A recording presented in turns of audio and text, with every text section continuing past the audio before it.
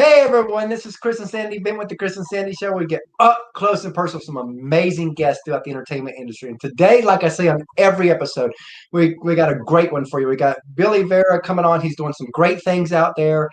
He's an actor. He's a songwriter, an artist. He's an author. So, needless to say, he's done it all in entertainment. And he's got a crazy story, a wild story. And he's lived an awesome life. And we're excited to have him on and just talk a little bit about his story and hear some stories that he had. In fact, he told us a Johnny Mercer story a while ago that he learned. Yes. Thought that was pretty cool. But, being on St. Patrick's Day. But we're excited to have him on. So, Billy, welcome to the show. Yes, welcome. Thanks for having me, guys. It's a pleasure to be here. It's Same here. I like to start the show out the same way right now because, in the entertainment industry, it's really tough right now with COVID. So how has COVID affected you? And what have you done to kind of maneuver through this crazy new maze we have? Well, all the nightclubs are closed. So we haven't done any live gigs for a little over a year now. Wow. Wow. So that's been that. And, some of the fellas in my band, they depend on that, and they don't get to do recording sessions. Nobody's doing sessions the way they used to. So, but for me, I just settled down and said, what else can I do to keep busy, keep out of trouble? I wrote a new book, a novel. My first. Oh wow! Tell us about it. Yes. I woke up one morning as if from a dream, and the whole first scene came to me. Oh wow! And what happens is we see a newscaster, and he's announcing this takes place on September 11th, 2021, on the 20th anniversary of 9/11. Oh yes. And he says, I have terrible news to announce. The city of Los Angeles has just been destroyed by a nuclear bomb. By enemies unknown. So our hero, if you can call him that, he's a 65-year-old guitar player named Johnny Santoro. He's hoped to be retired by now on a beach somewhere, but he has to work. He has to make money. So he's been playing guitar for Bonnie Raitt. And at last night's gig in San Antonio, Texas, he met a girl. And they're in the motel. And this news comes over on the TV. And he hears her scream. He comes running out of the shower. And he sees this terrible, terrible news. And just as they're watching the television, his phone rings, and it's Johnny's Uncle Nicky. Uncle Nicky Santoro is the 98-year-old head of the New Orleans Mafia. Wow. And, so as any Mafia chief will, Nicky sees opportunity in this terrible tragedy. Because just as the Mafia made JFK president in 1960, he says, now we can get a president of our own. Oh wow! His protege, Tony Calabrese, who's a senator in Louisiana, he wants to make him president. So it goes on from there. There's a love story between Johnny and the girl, Paulette. Paulette's a very wealthy girl from a wealthy family in Greenwich, Connecticut, and Nicky also sees opportunity there, because her father is the head of the second largest bank in France. So, Nicky wants some financing for the election. So it goes on and on, and the book really is a study of how these two families come together, along with a third family, which is Johnny's best friend and his guitar tech, who's a black guy named Pete Holman, who was a former Navy SEAL, and and his family, Paulette's family, and Johnny's family, including Uncle Nicky, who's a wonderful character, by the way, uh, how they interweave and they get together, and it's kind of a, even though there's a bit of violence in the book, it's also there's a lot of love between these three families as it moves on. And it's called Yeah. Yeah. of Toothpaste is the name of the book. Oh, wow. Wow. So, when you look at the entertainment world, a lot of hosts would ask, when did you know you wanted to be in entertainment? But I always like to go deeper than that. When did it click that it was in your blood enough to actually make a career out of all of this craziness? Well, it was in my blood from day one. My mother was a singer. Oh, wow. She ended up being a background singer on the Perry Como show. Oh, cool. Oh, yes. Yeah, and my dad was a radio and television announcer. He was a staff announcer on NBC in New York. Hmm.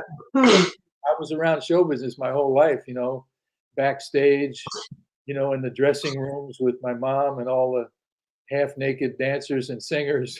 As a little boy, pinching my cheek and putting me on their laps, all these beautiful girls. I said, boy, this is what I want. I want to be in show business. Of course, my mother brought home all the great music, between Frank Sinatra and Duke Ellington and Nat King Cole and all that. And then when rock and roll came in, because I'm old enough to be 11 years old when rock and roll first hit the world.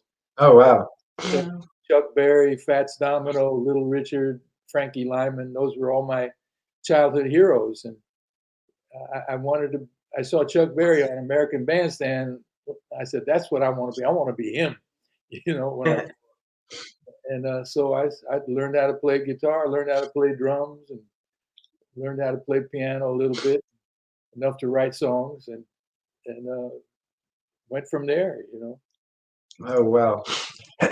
Now, you'll probably really love this next question, because, a lot of people, they see the glory of the big artists, the glory of the big actors, but they don't see the grind, the sacrifice, the tears, the struggles that it takes not just to get to their level, but even a career level within entertainment. And I always want to talk about that side of it because, in my opinion, nobody else talks about it. When you really listen to other shows, they talk about the glory that's happening. And I think sometimes it becomes lopsided when people step into this crazy industry that they think it's all glory, but there's so much work involved. And I'm going to tell a quick story that kind of helped where I want this to go. But back in 2014, we interviewed Allison Steele from Two Steel Girls. And I asked Allison, and at that time, her and her daughter were full-time with music. And I asked Allison what advice she'd given up-and-coming artists. I'll never forget what she said. She said, this is going to sound funny coming from someone full-time, but if you can see yourself doing something else, go do that and just keep this as a hobby. She goes, because the moment you want it to be a career, your life changes. Everything changes. You have to change. You no longer own your own life. Everybody kind of owns a little piece here and there of your life. Then your friends and relatives never understand because they invite you to weddings, to cookouts, to weekends, to holidays. But when you're in the beginning of your career with entertainment, you're in that grind mode. You're in that super focused grind mode. And you have to say no to everything. And they don't get that. And it's not that you don't like them no more, like sometimes they think that, but it's that if you're gonna make it entertainment, you got to be all in. And that's where she added, but if for those type of sacrifices to become worth it, you have to be all in. So what do you think about what she said? Let's talk about that side of it. Well, yeah, I started right away, pretty much. When I was in high school, there was people were just starting to form bands. Oh, wow. Rock and roll bands. Before that, you had to be a football hero or whatever. And suddenly, there's a band here, a band there, and there was a band in my high school called the Pharaohs. They were seniors, and I was, I guess by this time I was a junior, because I had done a talent show in 10th grade, and we won. We were the only rock and roll group, and we got 296 out of 298 votes, just because we wow. played rock and roll, not because we were any good. Yeah. Because there was this one fellow, Germano Romano, I remember his name, and he was a wonderful classical piano player. And here he is, a sophomore in high school. His hands were already insured for $100,000. That's how good he was. And Wow. the poor guy got 2 votes, you know. Mhm. And I felt so bad for him because we were just kids, you know. We couldn't really sing or play yet. Anyway, the Pharaohs asked me to replace their singer, who had gone off to join the Navy. And we started playing all these, you know, Catholic school dances and stuff like that because you're too young to play nightclubs yet. And we became locally famous, you know. Again, not because we were great, because how many rock and roll bands were there. And so little by little, I started writing songs, and I was, let's see, how did this happen? We decided to make a record with a band I was in, another band I was in. And so we got this guy to put up a few dollars to buy some studio time. We made a record. And I wrote one side of it. And we sold it to a record company. And one side became #1 in Pittsburgh. You know? And those are what they call regional hits, because they didn't have this massive publicity thing going yet, and because it was really a cottage industry. You know, all the lawyers and all the millions and millions of dollars hadn't really come into it, except for your regular pop music. You know, your Sinatras, your that kind of thing. So the side I wrote ended up being a top 10 record in Texas and Louisiana. So I said, "Wow, this is cool." So we go into the record company one day, and the guy there says, "Boy, that's a good little song you wrote. You got any more?" I said, "Yeah, I got a couple of things." So I played them for him. He took I think 2 of them, gave me a $35 advance, and paid for a demo. So a couple of weeks later, now remember, I'm like 19 years old. I'm very naive. Calls me up one morning. He says, "Hey, I got a record on one of your songs." And I'm thinking I'm cool and all cynical and everything. And I said, "Oh yeah, what, the B side is that?" He said, No, the A side. I said, "Oh, who's it by, Joe Blow?" You know? He said, "No, man, Ricky Nelson." I said, Wow. Oh, that's huge. I said, "He's right, man. I wrote this song for that new girl. What's her name? Dionne Warwick." Not knowing that Dionne Warwick was all tied up with Burt Bacharach and how Oh they, wow. you know. So he says, "You ungrateful little putz." He says, "Ricky's going to do your song 5 weeks in a row on the Ozzie and Harriet show. You know, you're guaranteed to have a hit record." Mhm. Here it is, the first song I ever took to a publisher. It gets recorded by a big star and becomes a hit record. Oh, wow, that's amazing. Wow, what an easy business this is. Ha, Oh god. ha, ha. Little did I know, you know, I was having what's known as beginner's luck. Mhm. But because it was a cottage industry, everybody on Broadway knew who this new kid was who had a hit record, because that's what they were always looking for, the new kids. And so it was easy to get into other publishers.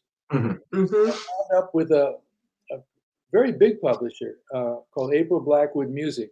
It was owned by CBS. Oh wow. Oh, And the guy liked the songs I brought him, and he says, "How would you like a job here writing songs?" I said, "Wow, that'd be cool. Wow.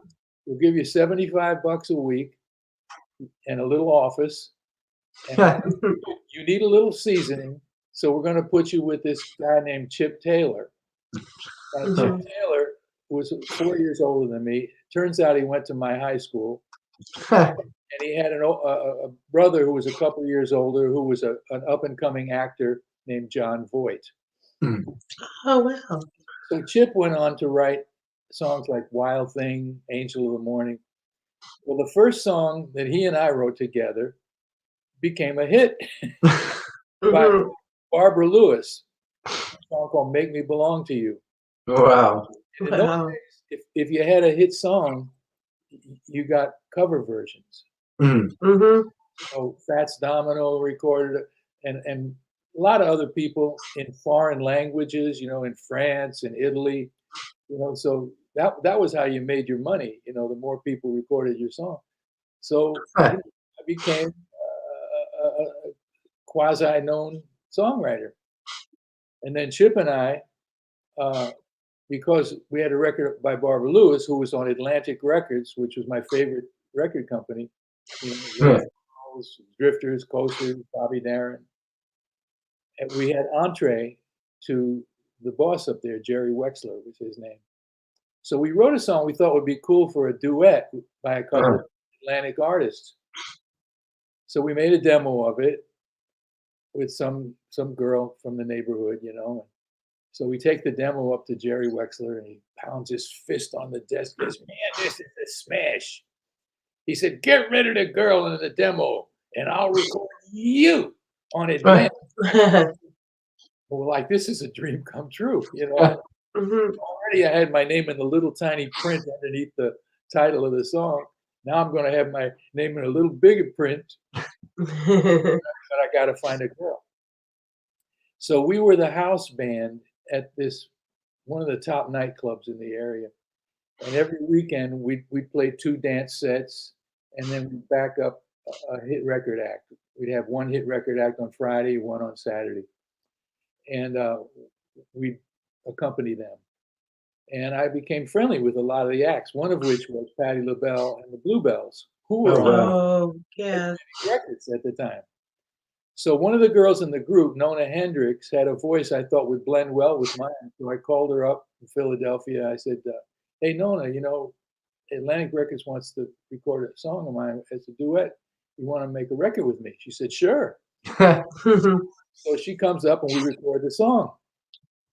Well, their manager gets in on the act, and he's afraid that if Nona and I have a hit, that she'll leave the group and blah blah blah. Meanwhile, Patty and the girls, they wanted us to sing together because they didn't have a guitar player. And they said, "Well, no, if Billy could be our guitar player, and then he and Nona could sing their hit, we could sing our Oh, hit. wow. We get more money for the act." Yeah, it makes sense. Makes a lot of sense. Well, not to the manager. So now we had to audition 20 more girls, and they were, okay, but they sounded more like they should be singing Stephen Sondheim songs, like something like that. So we're just about to give up, and Jerry Wexler calls up. He says, "We got this girl named Judy Clay. She's a cousin of Dionne Warwick. And take a listen to her, see what you think." So she came up to audition, and she's like 14 months pregnant. She's big as a house. Had this big voice. She was great. But she had a terrible attitude, because Oh, wow. well, Dionne had already become a star. Dionne's sister Dee Dee Warwick had some hit records, and her aunt Cissy Houston, Whitney's mother, Yes. Sweet Inspirations, and Judy, who had been the lead singer in the gospel group, the family gospel group. She couldn't get arrested, and Mhm. so after she leaves, they say, "Wow, she sings great, but man, can you handle that attitude?" I said, "Yeah, I got a sister like that. I can handle it." So we recorded it with Judy, and we had a hit record Wow. called "Storybook Children." And we were the first racially integrated male-female duet to have a hit record. Wow, cool. Oh, So very cool. we get an offer at the world famous Apollo Theater in Harlem, which is the pinnacle of black show business. Yes. So in those days, the Apollo was a 7-day-a-week, 5-show-a-day venue. Wow. It's not as hard as it sounds because all the acts did about 3 songs except Okay. You know, the star did 20 or 25 minutes, and everybody else did about 13 minutes, 12, 13 minutes. Anyway, we get to the theater for rehearsal, which they had a beautiful, wonderful house band there that backed everybody up. So the stage manager was a fellow named Honey Coles of the famous tap dance team Coles and Atkins. Huh. He looks at me and he says, "Oh," he says, "you know, Harlem hasn't seen you yet." Oh, wow. He says, "But I got an idea." Now, this, bear in mind, this is 1 month after Martin Luther King was murdered.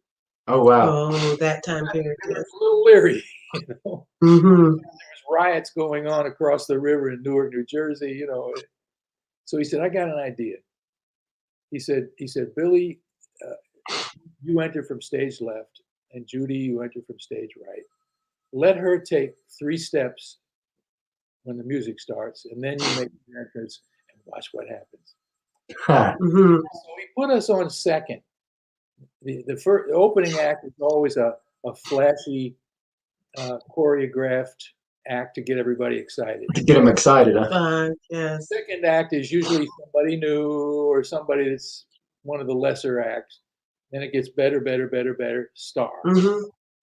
So we go on second, and I wait 1, 2, 3, enter. 1,500 people gasp at the sight of me. And I hear him, "That's him?" Because the record was already a big record, you know, in New York. Mm-hmm. And they're going, "That's him, that skinny little white boy, that's him." And we went over like gangbusters. They loved us, you know. Oh wow. Wow. And so after the first show, he comes up to our dressing room, Honey Coles, and he says, I'm changing up the show." He says, I'm going to put you all on right before the star." He says, "because ain't nobody going to follow you two."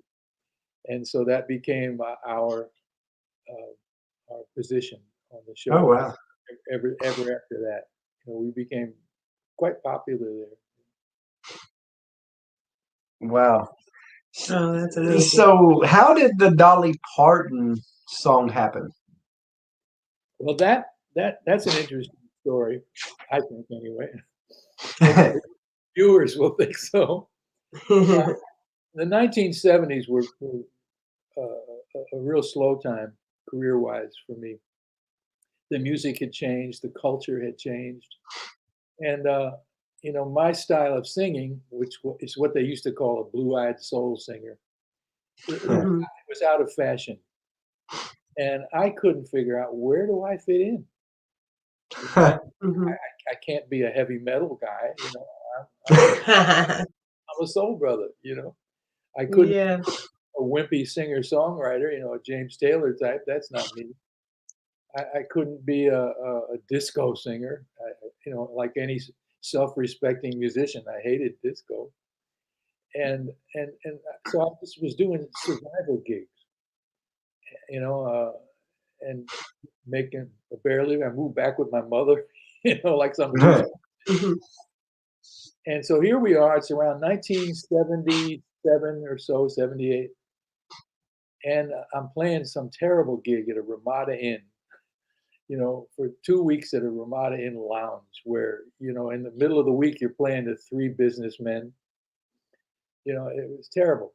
One night I come off stage and the waitress says, "There's this fellow over there with his wife. They'd like to have a word with you."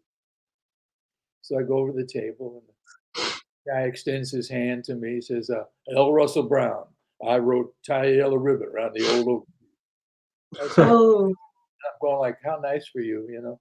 And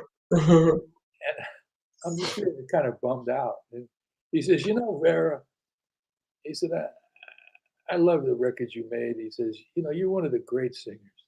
He said, "My God," he says, you're a great songwriter. Everybody knows how great you are, but you never make any money." And I'm like, "Yeah, Rub it in, right? Ah, yeah, rub make me it feel good." in. He says, "You know, me, I make a lot of money, but nobody respects me like they respect you." Wow. He said, "I had an idea while I was listening to you out there." He says, "You and I had to get together and write some songs." He said, you could teach me how to get respect, and I could teach And he you. can teach you how to get paid. Yeah. I said, that sounds like a good idea. So I started going over to his house in the afternoons, and he was a very energetic guy. He wrote a lot of songs, sometimes 2, even 3 a day. Not all good, but so one day, like everybody that's successful at one thing, he wanted to do something else. He wanted to be a record producer. So he gets a gig producing Nancy Sinatra.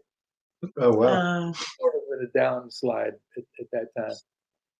But still, it's Nancy Sinatra. Yes. He said to me, listen, I got to go pick up my wife at the beauty parlor. He said, start something for Nancy, and we'll finish it when I get back. I said, okay, cool. So I'm like, what the hell do I write for Nancy Sinatra? My God, she's not that great a singer. Oh, she got this famous father. So I'm writing lines like, I love my daddy, but it really don't matter what my daddy might say, things that I thought would fit her. So I finished it by the time he got back, and he loved it. He says, oh my God. He says, this is the #1 song if I ever heard one. He said, I'm going to play it for Nancy. Well, he plays it for Nancy, and she hated it. Thank God she hated it. Because he says, you got to do something with this song. So my friend had this little country band up in Connecticut, and he had a girl singer who had a nice voice. As it turned out, she was lazy, and she didn't really learn the song very well. But we made the record with her, and everywhere I took it, they said, love the song, hate the girl. Love the song, hate that girl. Last guy on my list, literally. There was nobody after this guy. Charlie Koppelman was his name. He said, love the song, hate the girl, but we're recording Dolly Parton next week. Let me have the song for Dolly. He said, I'll guarantee. Wow. Well, I didn't trust him, which is why he was the last guy on my list. And I said, Charlie, give me some money, So I figured he'd give me a couple of $100, I didn't even look at the envelope when the girl gave me the check that he wrote, or she wrote. So I'm in the elevator, and I had my little girlfriend with me that day, and she says, give me that envelope. Going down in the elevator, and she opens it and says, holy shit, baby. He gave you $2,500. Wow. Wow. Fortune in 1978, Yes. So I figured he's serious, and it took a couple of months, but the record comes out, and it's Dolly Parton. In the interim, I'd gotten an offer to move to LA and write songs for Warner Brothers Music. So I'm driving out with everything I owned in my car, and on the radio, I'm going across Route 10, and every 20 minutes they're playing my song. Wow. I hadn't had a hit record in 9 years, so this is like a big deal to me. And I said, my God, I'm back in show business, And I hit LA, the record reached #1. And I took that as an omen that LA was going to be good to me. And Wow. So through your years in the entertainment industry, what are some changes you've seen that are for the good and for the bad? Because I guess you've been around entertainment all your life. What are some things that are good but also not good? well, for me, the good thing was, during that '70s down period, as difficult as it was, there was a big oldies revival in New York Oh, wow. at that time, early '70s. And so I was hired to have the house band at a lot of these oldies shows in the theaters and in nightclubs. So I got to work with most of my childhood idols, all the doo-wop group, man, and I got to befriend these people who I had listened to when I was 12, 13 years old, and so that was, for me, that was just wonderful. I got to meet Fats Domino. He had recorded one of my songs, the one that was a hit for Barbara Lewis. Wow. Starring on a show we did at the Academy of Music in New York. So the fellow that introduced us he said, "This is Billy Vera. You recorded a song he wrote." He said, "Oh yeah, which one?" "Make Me Belong to You." He starts singing it, man. And he said, "I got 5 children. That's their favorite song of mine." So I thought he was just, Wow. blowing smoke, you know, saying that to be nice. But years later, uh, I became friends with a guy that he grew up with in New Orleans, and he said, "Oh no," he said, "if Fats said it, he meant it." He said, "Because Fats is not sophisticated enough to bullshit." So that was pretty cool. And I figured, well, why would that song of all songs be his huge favorite? And then I realized when he was having all those huge hits, they were little children and they didn't know what Daddy was doing. So by the time he recorded my song, they were old enough to be aware of what he was currently doing. Oh wow. Wow. So, yeah. So that was some of the really nice things about being in show business in the early years. In later years, I got to, thanks to Chip's brother John Voight. John talked me into going to acting classes, and I had no desire to be an actor, but he was very persuasive, and so I went to this class, and I saw these guys up on stage. I said, "Wow, what they're doing is pretty cool." Hmm. I mean, they're expressing themselves, and the method of the acting method that this fellow David Proval, you might have seen him in Sopranos, and Oh wow.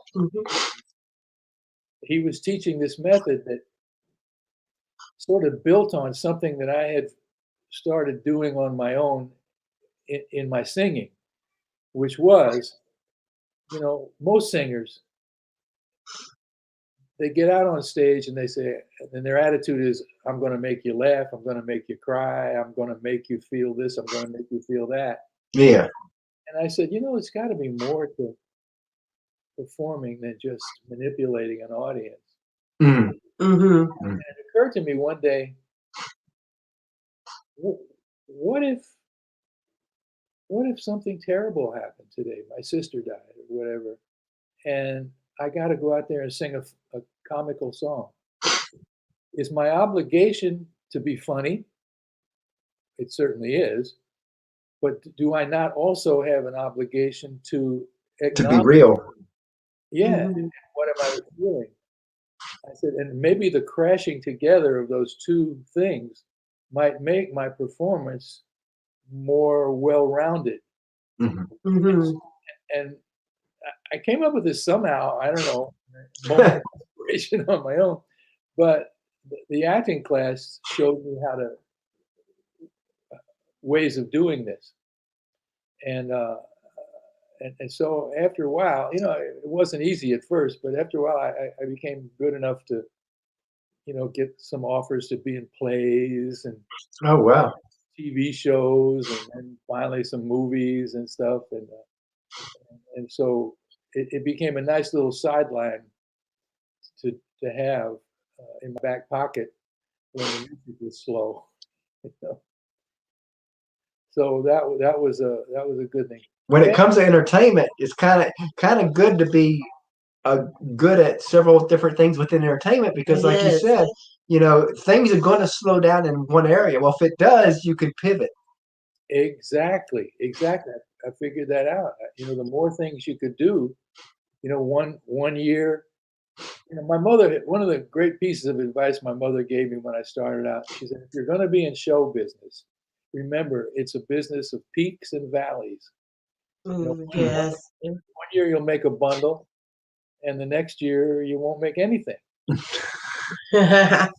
said, so always live below your means, Mhm. Hmm. because Wow.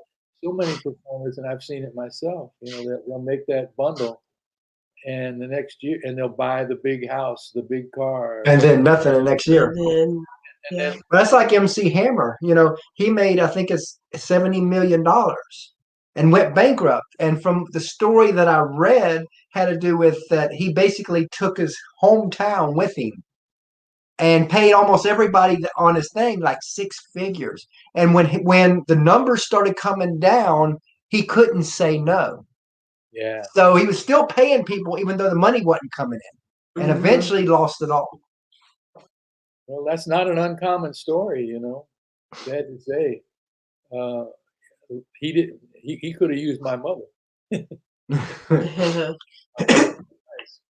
And that's like with this show, when we launched this show January of 2020, Right. and it was going to be, and it's funny, you're going to laugh at this, but it was the original plan was an up and coming country artist interview show. That was the original plan. Then COVID hit, and next thing you know, it went from a country music interview show to a full music interview show. All genres. Then we had a big month in August of last year. We interviewed 44 musicians. Wow. And it slowed down in September. And I got because of a lot of people were starting to finally get gigs again. So it was getting harder to book. Okay. And I told Sandy, I got so used to doing so many interviews. It's like, how are we going to fill in these gaps? And I came up with this crazy idea. I was like, I wonder if the acting world would take us in like the music world has. So we made a small pivot there and started reaching out to rising actors and big actors and all that people. And because of that, we end up with Ed Asner came on the show. Yes. Oh, wow. But we've had a lot of actors that come on the show. So now so it went from a country music show to a music show to now a full-fledged internet interview show. That's great. That's great. Well, that's the way to do it, man. Diversify. and we're grateful for that, because we're grateful for the people that helped us get the show off the ground, the country music artists, and we still bring country music. It's still our foundation is country music, but we're grateful that we've been able to expand, because now it's broadened our base, and the stories we get, like, we never got to hear your story. It's been pretty cool. Yes. Well, that your approach didn't hurt Johnny Carson.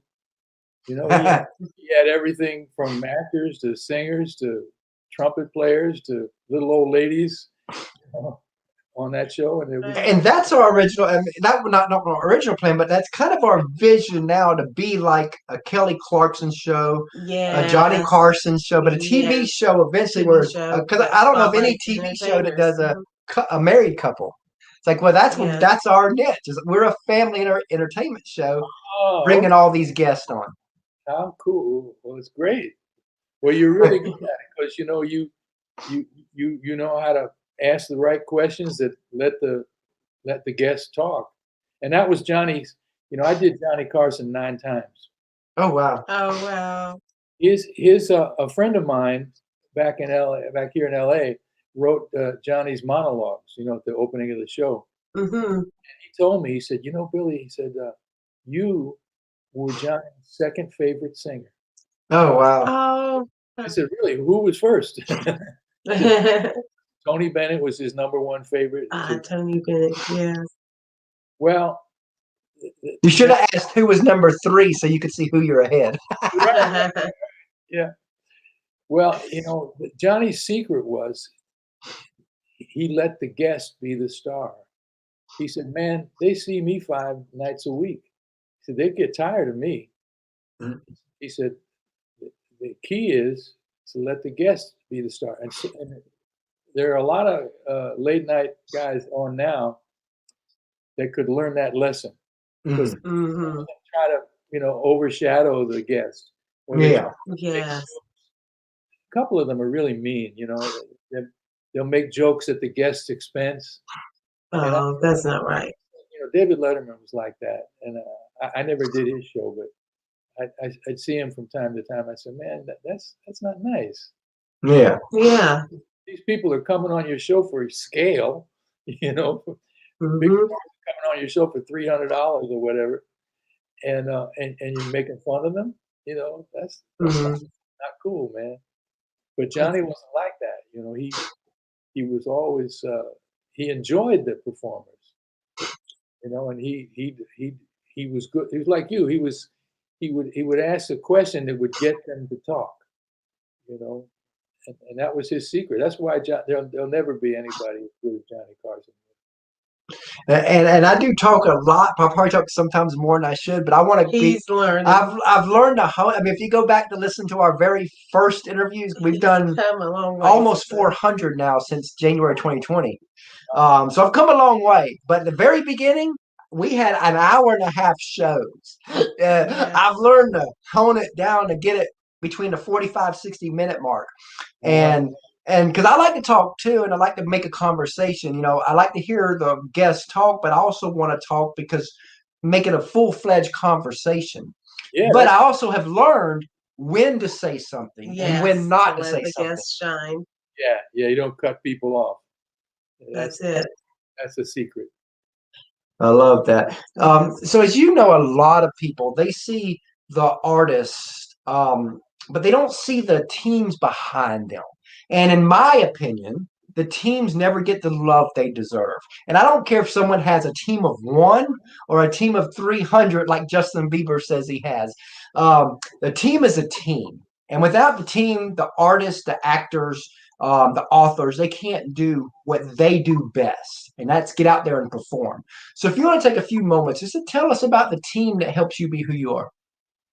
Well, of course, I start out with the band, the Beaters. We just lost one to COVID. Oh, wow. Sorry to hear that. Yeah, Jerry Peterson, who played that iconic saxophone solo on At This Moment, he passed away from COVID. Oh, no. But yeah, I mean, I've kept those guys going, and they've played behind me for 40 years now. Wow. I mean, there have been changes, of course. This one gets a better job, paying more money or whatever. But I got some guys that have been with me that long. So it shows you're doing something right. Well, it's certainly not a gig that anybody's going to get rich off of. That's for sure. But they like the music. The guys always say they love playing my songs because they're not cliche ridden, typical songs, and they're more interesting for musicians to play apparently. So there's that, and of course, we have your agents, get you little gigs here and there. I've had a voiceover career as well. Oh, wow. Like what my dad did, doing commercials. I used to do all the network promos for CBS, the comedy promos, about 5 years, and I've done tons of voice commercials, So my agents there have really done a good job, Sutton, Barth, and Benari. And of course, my music agent's been with me for over 30 years.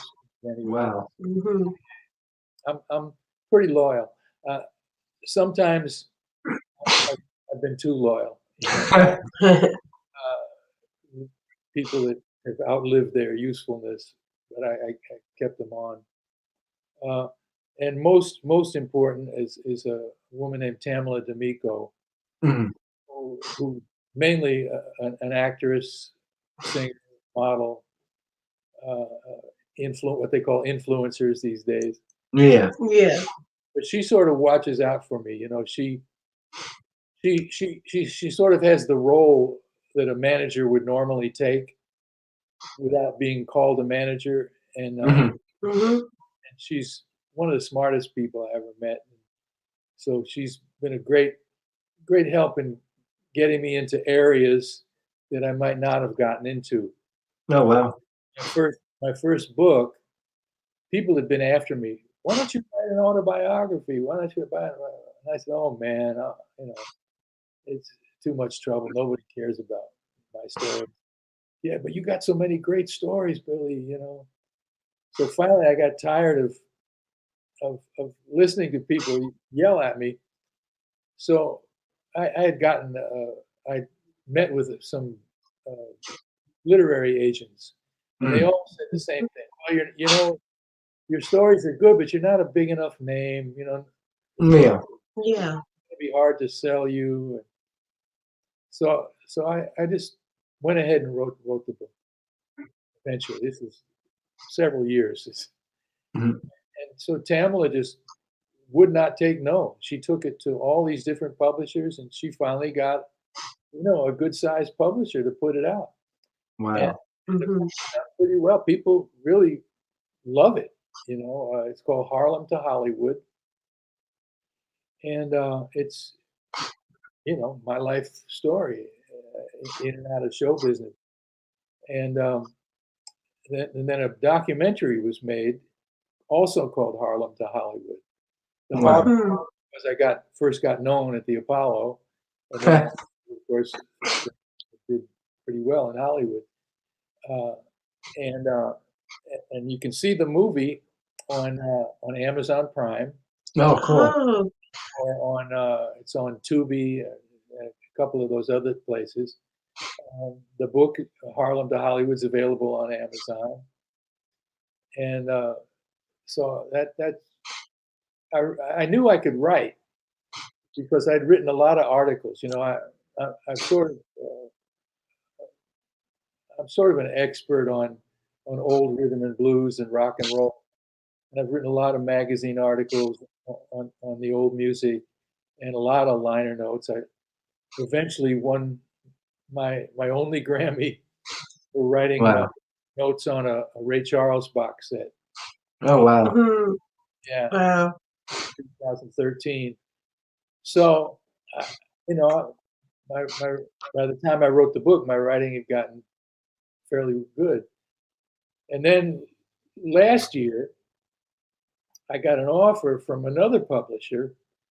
Uh, they were BMG. They were doing a series of books about little independent record companies, both old and new.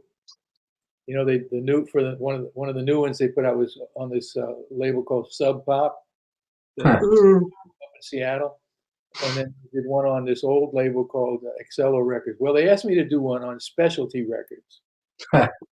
because I had worked as a consultant for Specialty.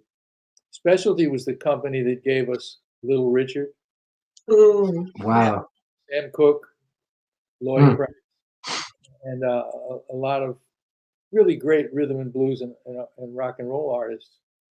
And it so happened that I was still friends with the founder of the company, a man named Art Roop, 103 years old, and he's Wow. sharper than all three of us put together. Let me tell you. Wow. He started the company in 1945, right after the war, and it became one of the most important of all the rock and roll record companies, right up there with Atlantic and Chess and Sun Records. And so, I wrote that book. It's called "Rip It Up: The Specialty Record Story," and of course, having Roop, uh, he wrote the foreword for me. And of course, if I got stuck, I'd call him up. I'd say, "Hey, Art, do you remember?" And he had an amazing memory. You know, I only caught him once with something that he didn't remember. Mhm. That's pretty good for a 103-year-old man. So Wow. Yes. my second book, and then of course I decided to say, well, if I could do that, maybe I could do a novel, and a dollop of toothpaste, and they're all available on Amazon. All the books. Wow. Speaking of teams, we have a third co-host, our 9-year-old, that we let come on the Yes. show and ask. His name is He Christopher. always comes on and asks a couple questions. So she's Yes, going to go I get will him. get him. And we've got a 2-year-old daughter that when she gets older, she'll be plugged into the show too. Because Cool. we are a family show. I'd say so. And that's how we want. How often does the show run? We do a show every day, 6 days a week. Every day, 6 days. There are times we do 2 a day. Wow. But I was like I said in August we did 44 that month. But I try to tone it down. We're trying to kind of keep a pattern where everybody knows at 2 p.m. Eastern for the most part we're doing a show. Oh, okay. So we're on live right now? Yeah. Oh, okay. Christopher, I recognize you anywhere. Yeah. Hi, Billy. What's your favorite food? My favorite what? Favorite food? Favorite Food. thing? Food? Food. I bet you it's the same thing your favorite. Pizza. Mine is pizza. I knew it. I knew it. What do you like on your pizza? Pepperoni. I'm a sausage guy. It's funny. Usually he says pepperoni and sausage. It usually does, yeah. He likes pepperoni sausage, so it varies. Uh-huh. Yeah, no, I like it. I like nice Italian sausage. That sounds good. Yes. Very nice. All right. What's your favorite TV show? My favorite TV show? Well, lately I've been watching a lot of Netflix. Mm. You know, so there was, of course, those shows come and go. You know, maybe 10 episodes, and that's the end of it. But I liked one a lot called Babylon Berlin, and I liked another one called Peaky Blinders. Oh wow. Yeah, but on regular TV, let's see, I like Blue Bloods on Friday night. They're good. Yeah, Tom Selleck, and I also like NCIS a lot. Yeah, we like all those shows like that. Tuesday night. Yeah. And what's yours? Mine is SpongeBob. SpongeBob. Oh, okay. And you know what's been cool is, he watches a lot of Nickelodeon shows. So we've been able to bring a lot of people from his shows onto our show so he can talk to. Oh boy, you must have fun, Christopher, talking to them, huh? Yes. Yeah. And that's funny because Sandy and I will joke, says, little Chris, this is just normal to him. A lot of kids would love to talk to people that are on TV and on the radio that they hear, and it's just normal to him. And we're just sitting here like, this is crazy lifestyle that we live right now doing this show. Christopher, have you ever spoken on here to people that do the voices on the cartoon shows? Mm. I think he did one. Yeah, I think we did have one. I think we did have one. We've done so many shows; it's hard to keep up with who's who. I'm almost sure we did one. Yeah. I bet it's really strange to hear that voice coming out of a real face instead of a cartoon picture, huh? Yeah. Right? Bye. Thanks. Okay, buddy. You be good. Yeah, he loves this part. We've done, like I said, we've done probably next month we'll get 400 shows that we've done. And that's right. Out of all the shows we've done, there's only been probably less than 5%, probably less than 1% that he's not been on. And usually he's not on when maybe like in the middle of the thing, something happens where the guest has to all of a sudden say, you know what? I got to go. We've had a few incidents where that happens. And little Chris is always like, well, I didn't get to ask my question. Yes, he's upset if he doesn't get to talk. Because we always save it closer to the end. We do. I probably sometimes should do it at the beginning, but I don't know. I just like to end that way. Sure, it's a great little surprise. Yep, exactly. Yes. So Sandy's got a couple questions. I'm sure it's a surprise to your regular viewers, but right, because he's a part of the show here. And I've got this pattern where, and it's really cool, especially when you got the young artists that come on. When I have them talk about the team, it's really almost, 90% of the time it goes, they start talking about their team, and then the last team member is usually their parents. So it leads perfect into bringing little Chris on. Does. And so I'm like, that's why I kind of save it for that, because I think that's perfect because he's a team. They're talking about team, so I try to tie it together. Yes. All right. Who have been some of the favorite people that you've worked with over the years? Well, Dolly is probably the nicest person. Oh, wow. Yeah. We hear that a lot. We've heard that a lot about her. Yeah. Shortly after she recorded my song, I was, again, as I said, I was living with my mother. I get a phone call one day, and it's Dolly's assistant. It said that, gee, Dolly would love to meet the man that wrote that wonderful song. Wow. I said, well, that would be really cool. But I was still with the band a lot. So we tried to figure out when she was going to be as close to New York as possible. Yeah. So it turned out she had a gig on a night that I was free but it was down in Maryland, which is about a 5-hour drive, I think, memory serves. Mm-hmm. I'm not going to pass this opportunity up. And my daughter was 12 at the time, so I asked her mother if I could bring her with me, and she said, "Yeah." And Wow. so we drive down there, and and Dolly had one of those country artist buses, Yeah.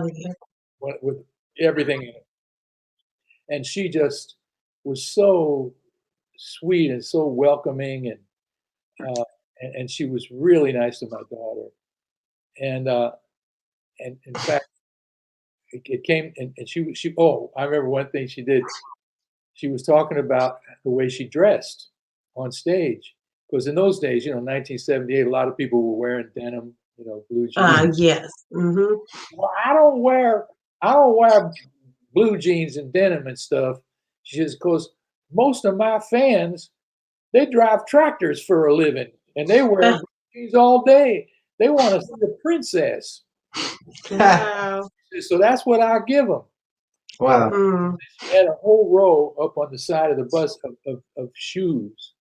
And she says, "You Yeah. see these shoes? You wouldn't believe where I bought them." I said, "Where'd you get them?" She says, "I got them at the Goodwill. $6 a pair." Wow.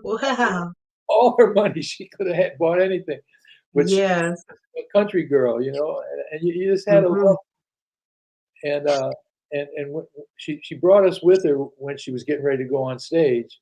And she Wow. Mm-hmm. in the wings with her, and my daughter starts. By this time, my daughter was more comfortable. She starts getting real chatty. And I said, "Baby," I said, "Be cool." I said, "Dolly has to prepare to go on stage." She says, "Oh, forget about it. I don't have to prepare. You stand right here with me, honey, until I go on." And Oh. that's how she was, man. Wow. We Yeah. eventually we ended up having some few years later. We ended up having the same management, and so I'd see her.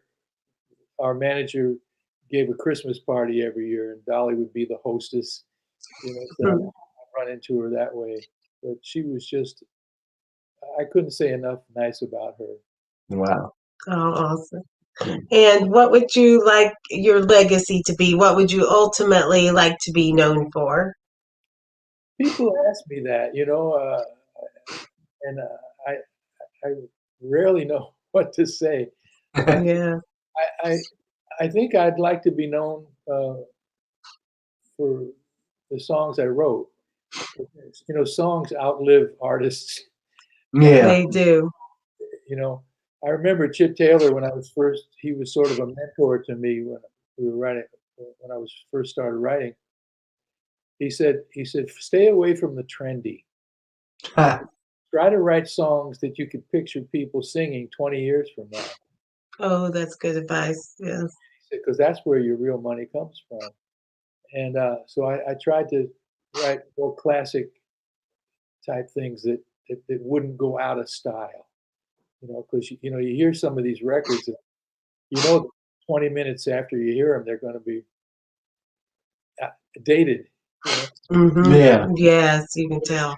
It really worked well with At This Moment because here we are. I mean, it's been more than 40 years after I wrote that song, and it's still, you go in the grocery store, it's still playing on. Gotta love that. Yes. Of course, a lot of artists have recorded it, including Michael Bublé, who sold over 10 million albums. Wow. Mm.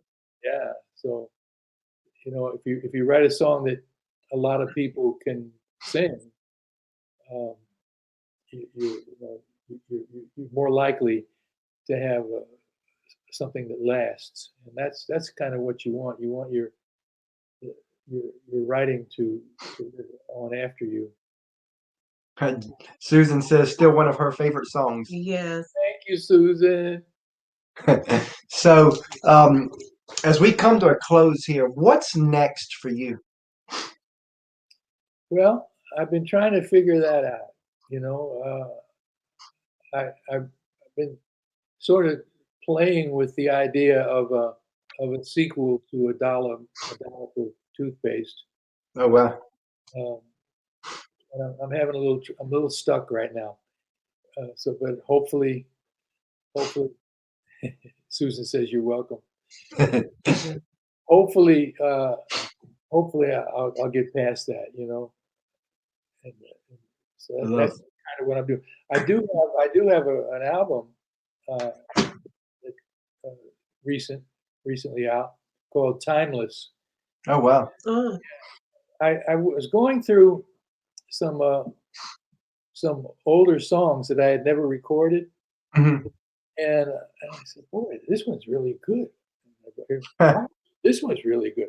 Oh my! Well, I came up with 10 songs that I Oh loved, wow. and for one reason or another, I had never gotten around to recording them. And as I said before, they were the kind of songs that So that's don't, why it's called timeless, huh? and that's why I called it Timeless. Yeah. So I went in and I said, you know, I'm going to do this myself. I'm going to get the best musicians in LA I can find, and I'm going to get a really good little studio, and we're going to go in and we're going to make it like the old-fashioned ways. I had all the rhythm section, you know, the guitar, bass, piano, and drums. Everybody play at the same time, and play off each other, you know, inspire each other. Yeah. yeah. And so we did that, and then I brought in 4 horn players, uh, you know, a few days later, and we put them on the record, and I'm really proud of the album. It's, you know, most artists will say, oh, they're asking their favorite record or their favorite song. It's the newest one, you know. But Yeah. Yes. in But this it case, really is, huh? it's one of my favorite albums I ever made, and I'm really, really proud of it. It's actually gotten some airplay Oh wow. on both the jazz stations and also the regular music stations in various parts of the country. I got a guy out here, Steve Tyrell does a radio show every day. He plays songs from it. There's a jazz station in New York called WBGO, and they've been playing a couple of songs from it. And then there's a couple of stations in Tennessee, and there's one song on that they've been playing. It went to #1 in the area, and Wow. jumping above Barry Manilow, all these big stars, and of course, then bad luck came. The COVID came, and Uh, the warehouse of the company, you know, CD Baby, uh, they closed. They had to close their warehouse, so people would order the record, but they couldn't buy it. Oh wow. wow. I finally got a good record that's on the radio, and And then people can't get it. And then people- the people couldn't buy that sucker. So I don't know, you know, but I guess you could, you know, but the people that in the age group that like the kind of music I do, they're not really big on downloading. You know, they want something yeah. to hold in their hands. We still like that. We still like that too. Me too, baby. I like to hold it. I like to read the notes. You know, I like to look on who wrote the songs or who played the saxophone. Mhm. All that Yeah. information. Yeah. If you download, you don't have any information, and I'm an information junkie. Mhm. You know, even when I was little, when I was a young fellow, buying these 45s, everybody remembers what 45s were. Mm. Mhm. Records with the big hole in the middle. Yeah. Yes. They would have the name of the song, they had the name of the artist, they would have the name of the songwriter, the name of the publisher. I mean, all that information, man. I was one of those crazy guys, you know, and of course, I would attract friends that were the same way. Mhm. And Mhm. well, oh yeah, well, who wrote this song? Oh yeah, no, that guy wrote that, you know. And so we'd have these kind of arguments, you know, over things like that, or who made the best version of Mustang Sally, you know. Love that. So Esoteric. as we come to a close here, tell everybody how they can reach out to you. Well, you can go to billyvera.com, BILLYVERA.com. That's my website. You can find me on Facebook. You can find me on what's it, Instagram. I'm on there, and I'm pretty good about being on, checking in with them every day. Yeah, you can give me a hello, say hi, say you saw Chris Love that. We really enjoyed having you on the show We today. did. You got such great stories. So we definitely look forward to having you back down the Oh, road. yes. Well, you name it, I'll come and see you again. Boy, Sounds great. Sounds great. You have a great day. Yes. the rest Thank you.